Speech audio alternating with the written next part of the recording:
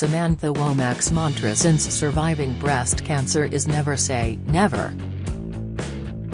At first, brutal, whirlwind treatment, including a lumpectomy and chemotherapy, left the former EastEnders actress reeling, but she has now found a sense of peace from shaking up her old life. And discovering the cancer has gone sparked another surprising feeling. Broodiness. "It's funny, I suddenly really appreciated my kids," she says thoughtfully. "I really wanted to do it all again." Her boyfriend Oliver Farnworth, 40, who played Andy Carver on Coronation Street, has been by her side throughout the twists and turns of cancer, and now the pair are thinking carefully about expanding their family together. Though at the age of 50, and after chemotherapy, she knows it may not be quite so simple. "Obviously throughout treatment, your ovaries are challenged because chemo can change your hormonal status, so I don't even know if it would be possible now, post-treatment," she continues. "And it sounds incredibly greedy because I've done it." Her children, Benjamin, 21, and Lily Rose, 18, from her previous marriage to actor Mark Womack, are older now, but Sam's brush with death made her more determined to focus on living.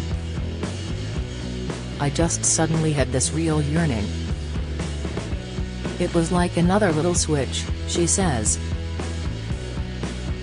"Ali and I talked about it and said, well, never say never.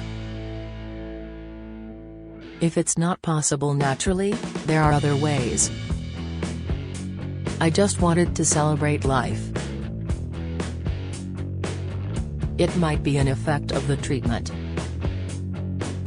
It might be something that is connected to life, making life, being alive. I don't know, I haven't figured it out yet." Sam went public with her health battle last August after a routine checkup, prompted by the ill health of two people close to her, found a shadowy mass on her right breast. Now, after treatment, it's time for normal life to resume, or what classes as normal for this couple, who have been together for 3 years. They've both been cast in the touring run of 42nd Street, starting in July, and are planning to travel around the country in a camper van they've bought and adapted. Back in the pandemic, it used to be a big red bus for the elderly. We spent a lot of time getting it all changed. It's especially lovely inside, says Sam, who plans to pack as many of her rescue dogs in the back as she can fit. When we're not on stage, we can take the van and dogs and travel around and go for walks. That's the idea.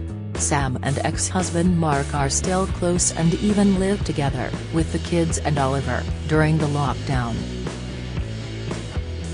We had 3 teenagers, 4 dogs, a cat, 2 ponies, she reels off on her fingers. My ex and his family. Ali's family came to stay. We had quite a big dilapidated house that you could compartmentalize into loads of different spaces, so while it was scary, it was also lovely having this precious group around us. Sam first met Oliver when they both starred in a 2018 stage adaptation of Paula Hawkins's novel The Girl on the Train, but it wasn't until shortly before lockdown that they found love. At 40, he is 10 years her junior, but the age gap hasn't changed anything, nor did cancer. He's been incredibly supportive, says Sam. It's a lot for a partner, you forget that the disease takes over their life as well. We hadn't been together long before the pandemic, and then the cancer came, it was a lot for him to take in. Oliver kept Sam's spirits up while she was receiving chemotherapy by wearing her cool cap, a device to limit hair loss caused by the cancer-fighting drugs, and taking pictures of them mucking around. It was really important for me, for the first time, to relinquish control in front of a partner, she says. I've never let my guard down in the way that I did. I've never been used to asking for help, I was always fight or flight. I was terrified that if I was vulnerable, it would be seen as weak. Oliver has also helped Sam come to terms with her changed body. 2 weeks after the lunch break woman check that caught her tumor, Sam had a lumpectomy and lymph node removal to take out the mass, then had chemo and radiotherapy to eradicate any floating cancer cells. Your breasts are where life comes from, how you feed your children, but they also have to deal with your sexual identity, she points out.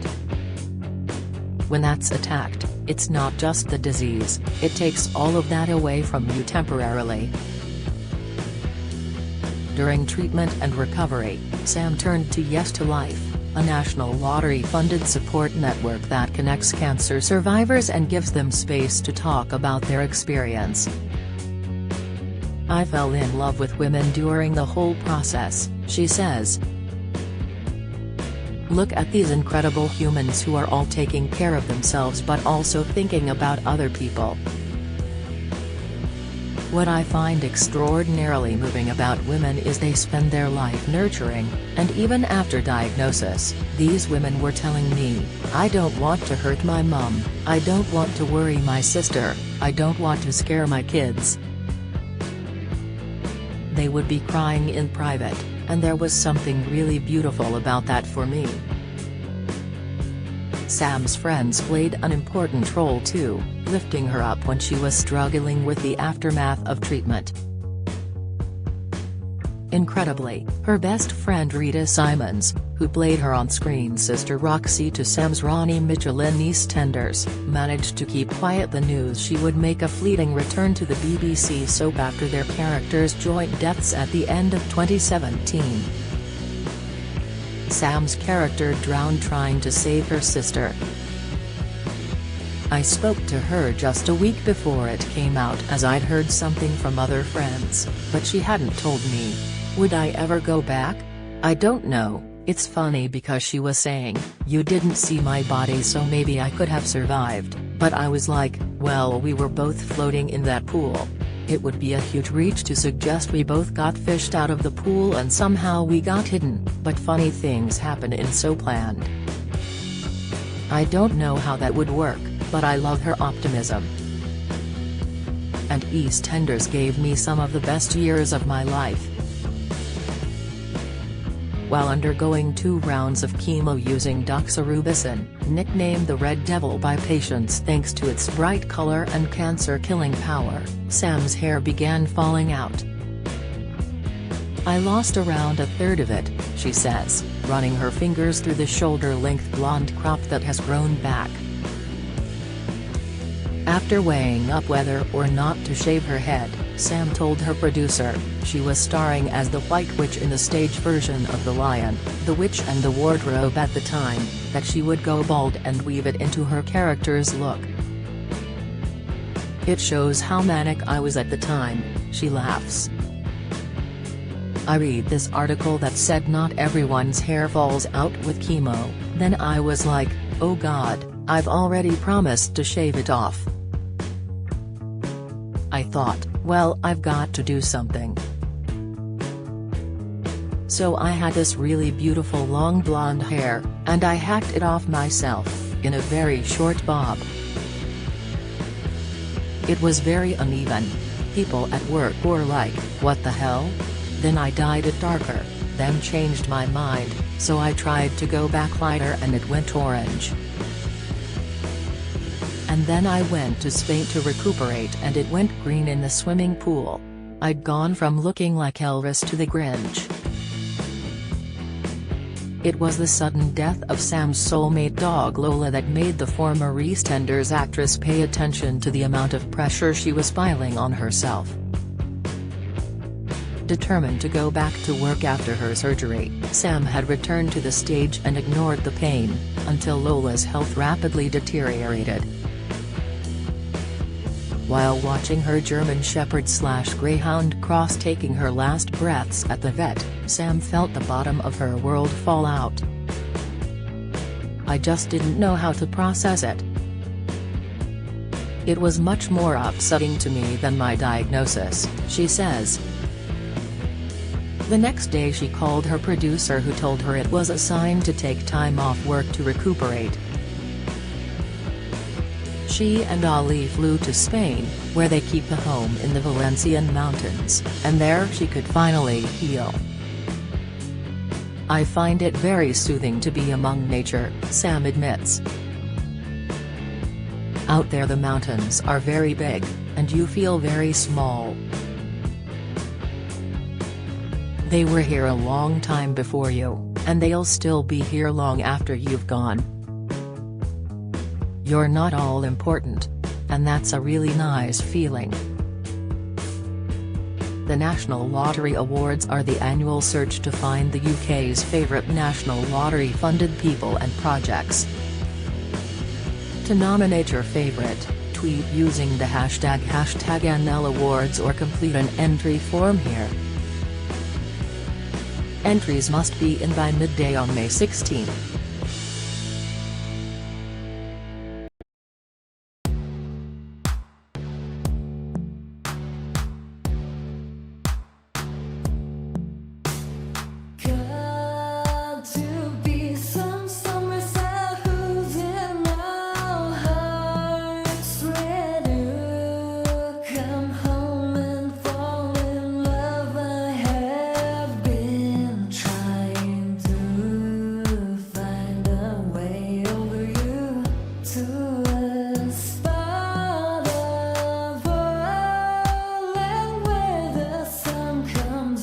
From